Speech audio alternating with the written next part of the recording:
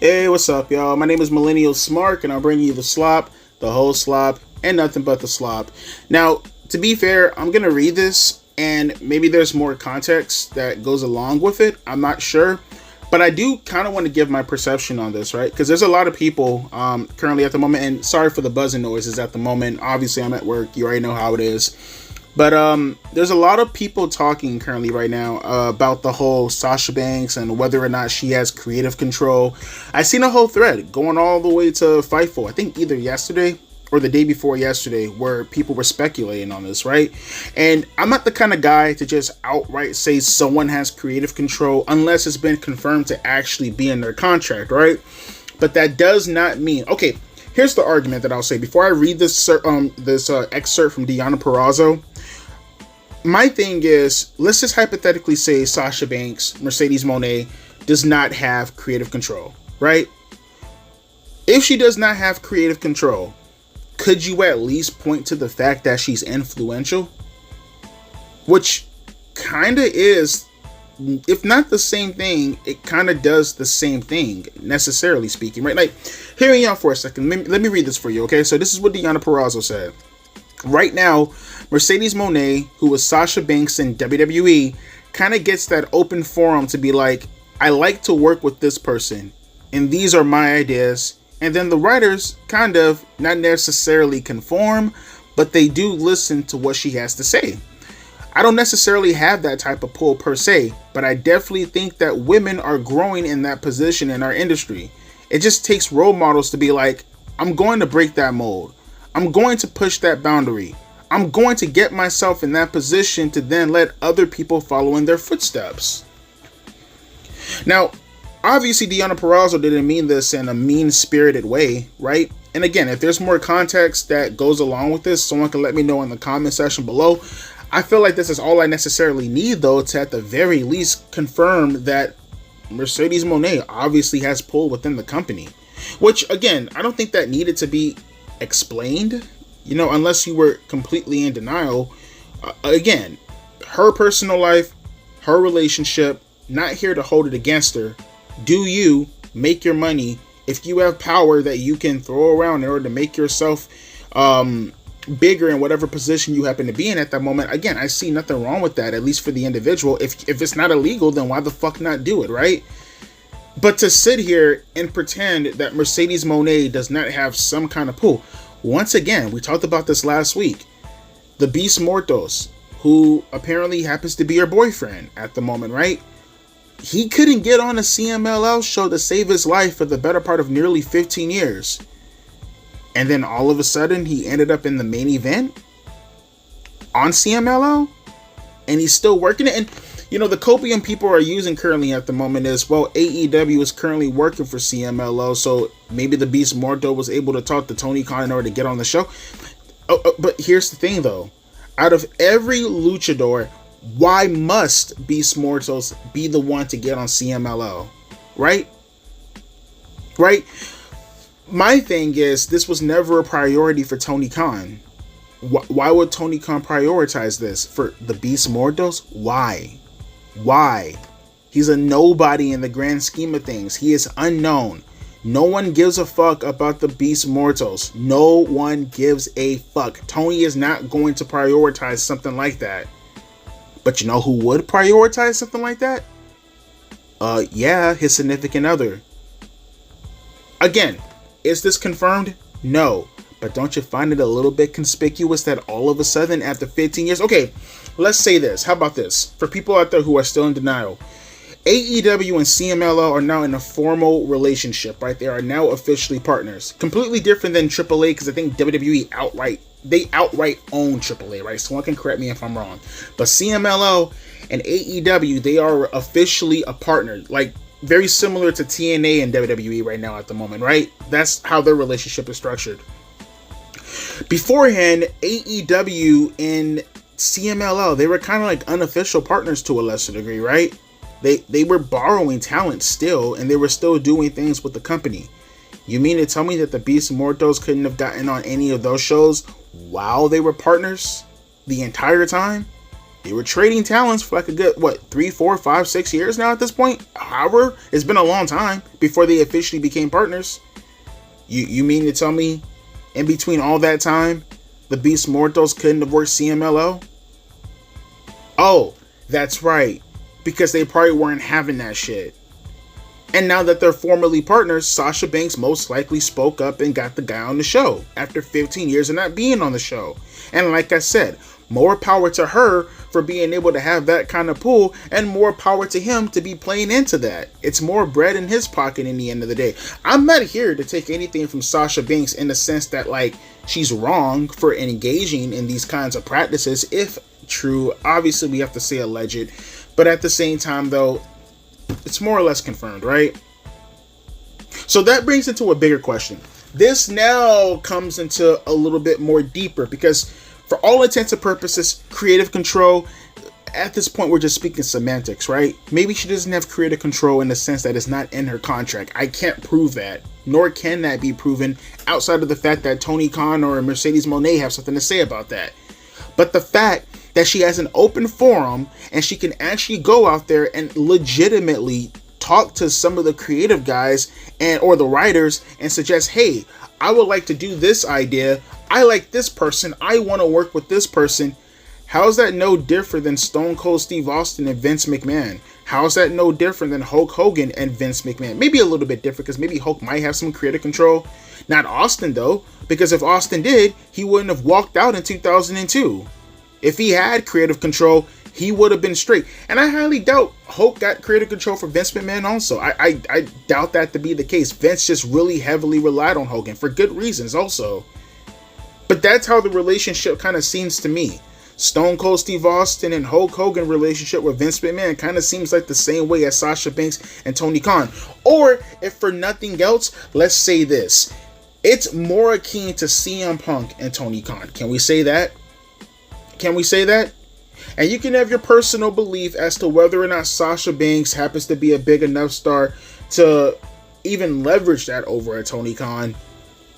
But she clearly does have it. Deonna Purrazzo, who is being nice, she's being positive. I don't think she understands that she kind of undercut Sasha Banks in the eyes of the IWC, but she was being nice and she just outright said it. The kind of pull that Sasha Banks currently has at the moment, I don't have. And quite frankly, I doubt any of the other women have. Maybe Toni Storm. But outside of Tony and Sasha Banks, yeah, that happens to be the case at the moment. I guarantee you Mercedes Moné has more pull than a Toni Storm currently at the moment. How do I know that? Let's look at the paycheck and let's compare. And like I said, once again, third time reiterating this. This is not a slight, at least this portion is not a slight at Mercedes Moné. She can do it, she can do it. The slight, however, does come at this point, right? The slight does come to the point where you do have to ask yourself, does she legitimately have any influence against the people that she works against? This is when the political stuff starts to really play a huge part into what I'm discussing right now at the moment. Because you can say and play semantical wordplay and say that she doesn't have creative control of this. Oh, Devonta, she's not the one booking herself to win or lose.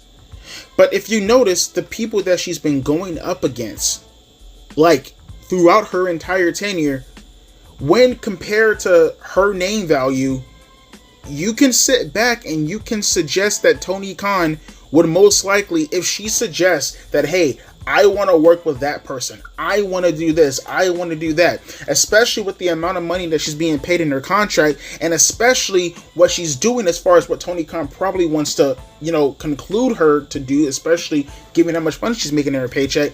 Is it safe to say that even though she does not have creative control, the people that she's picking to work with, there's a good shot Tony Khan is not going to allow them to beat Sasha Banks because of the name value, right? That disparity in name value. Is that fair to say? I'll do you even one better. I'll do you one even better. This is going to sound completely out of the realm right now, right? But is it really really bad to suggest this?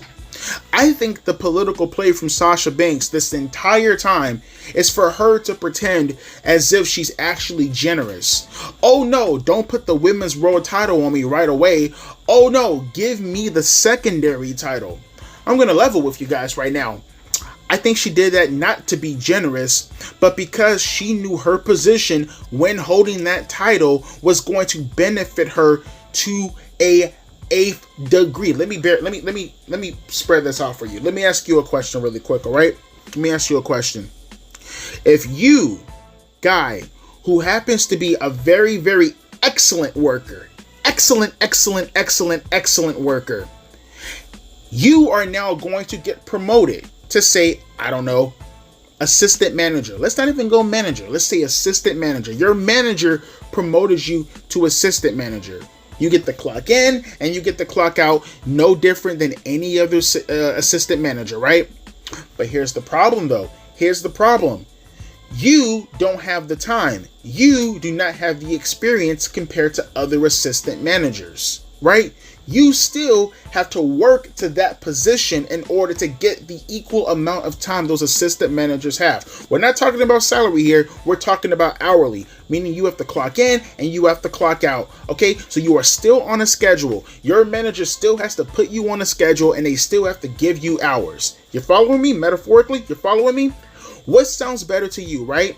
Being able to get hours, and now, yeah, you might have a bit of a raise. You might have a $2 or $3 raise, but let's say you get 40 hours now with a nice little pay increase, but the rest of the assistant managers, they get more hours than you to show out, to impress, to show off their experience while you're training on the job, versus you could be just full-time, not having to do the exact same thing as the assistant managers, and still being able to get your 40 hours plus overtime, because you know how experienced you are as a full-time worker. You're going to be able to not only show off your experience, to not only do more than what the average full-timer or part-timer can do, but that right there is going to keep you in the good graces of whoever happens to be in management at that moment in time. I think Sasha Banks got the mid-card championship and made it known that she wanted the mid-card championship because she knew at that level no one was going to touch her. Now, granted, she could be the world champion, and yeah, there's a good shot she's going to be A1, A2, or maybe she might be top 3, top 4, but why be top 3, top 4 when you can be number 1, knowing for a fact you can be number 1 at the mid-card level, at the mid-card title level? And then what you do is you beat so many talents, knowing good and damn well whoever gets put up against you at that mid-card level is never going to get put over you, because Tony's not going to fucking allow it. And now you put yourself into a prominent position where you now look so strong because you were booked so strong for so long that now when you get to that point in time when you have to go for the world championship, well, gosh darn it, now you look way more reputable than what you were beforehand. It's playing political games, bro.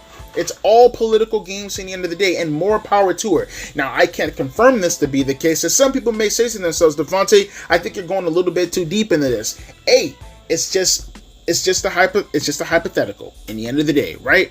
None of this is absolutely true. But I do absolutely believe that Tony probably allows her to do stuff at a certain level, and she takes advantage of whatever Tony allows her to do at that level after asking for that. It's not creative control as far as speaking on it, at face value, but for what it sounds like, it absolutely is politics. It absolutely is her playing her political card.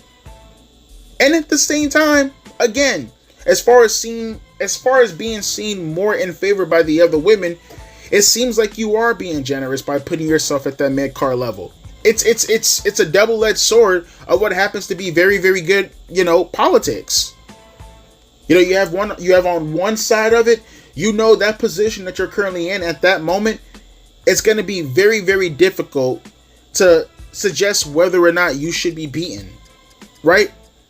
And then on the opposite side, you make yourself look very, giving, very generous by suggesting, hey, I'm Mercedes Mone. I'm already one of the biggest stars in this company. I know Toni Storm is killing it at this moment. Don't put me in a position where it usurps her power at the moment. Let me play the bottom bitch for a moment when in reality I'm actually the top bitch, making you believe I'm the bottom bitch. Am I wrong to be thinking that? Am I wrong to be going out of the realms of what people may consider to be crazy, or you're grasping at straws at the moment? Am I really? Am I really? Like I said, in the end of the day, whatever Sasha Banks feels is necessary for Sasha Banks to do, go for it. Make your money, do whatever you want to do. But to sit back and then suggest that, hey, she doesn't have creative control, and then therefore that means she has no power whatsoever, or more importantly, to sit back and pretend that she has absolutely no influence because you're playing semantical wordplays by suggesting creative control, when in reality, we know, and this is not just me, now we have someone like Deonna Purrazzo outright saying we have someone like a Sasha Banks who can pick and choose what she wants to do, and then people are going to listen, which is more than anybody else can say in that company. And then she outwardly shows you her power by obviously getting her boyfriend on shows. It's pretty obvious what the game is here. Now, you can play stupid. You can pretend as if this isn't the case because you happen to be a hardcore Mercedes Mone stan. Go for it. But I have eyes and I have ears and I notice and I see what the hell's going on here. Is it creative control? No. And to be quite frank, I think they want you to consistently say creative control so therefore they can allow you to gaslight yourself to pretend as if, oh, no, it's not creative control. But in reality, they know when you say creative control, you're alluding more to power. That's what it is. You're alluding to power. But hey, let you guys talk about it amongst each other in the comment section. Am I out of the realms of suggesting this? Devontae, shut the fuck up. I know. I'm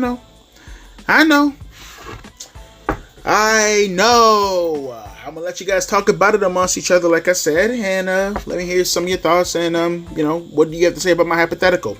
As always, my name is Devontae, aka Millennial Smart, and I'll be catching you guys later. A deuces and a pea ice.